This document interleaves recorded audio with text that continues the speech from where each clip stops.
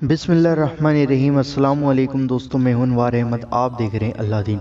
दोस्तों, आम मुआशरे में देखा गया है कि इंसान अल्लाह अज़्ज़ व जल के अलावा किसी और की कसम भी खा लेते हैं, जैसे माँ की कसम, बाप की कसम, भाई की कसम, बहन की कसम, औलाद की कसम, दुनिया की कसम और यहाँ तक कि कुरान पाक की कसम भी खा लेते हैं। दोस्तों, यह कसम खाना उनका कैसा है, आइए हदीस शरीफ से जानते हैं।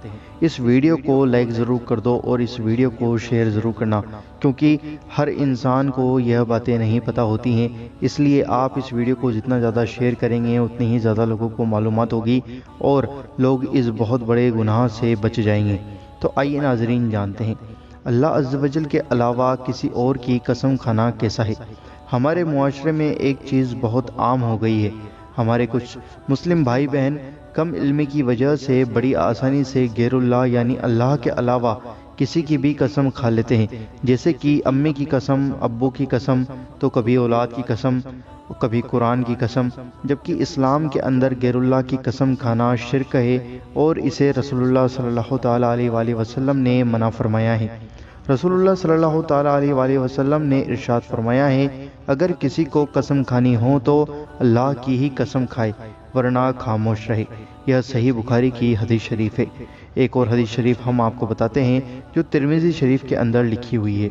रसूलुल्लाह सल्लल्लाहु ताला अलैहि वसल्लम फरमाते हैं, जिसने अल्लाह के अलावा किसी की कसम खाई उसने कुफ्र किया या शिर्क किया। तो आपने देखा कि अल्लाह के अलावा किसी और की कसम खाना कितना बड़ा गुनाह है कि उसने कुफ्र किया या शिर्क किया। तो कभी भी भूल चूक से भी या फिर जल्दबाजी में कभी भी अल्लाह के अलावा किसी और की कसम ना खाएं। अगर ज़रूरत पड़ जाए तो सिर्फ अल्लाह की ही कसम खाएं।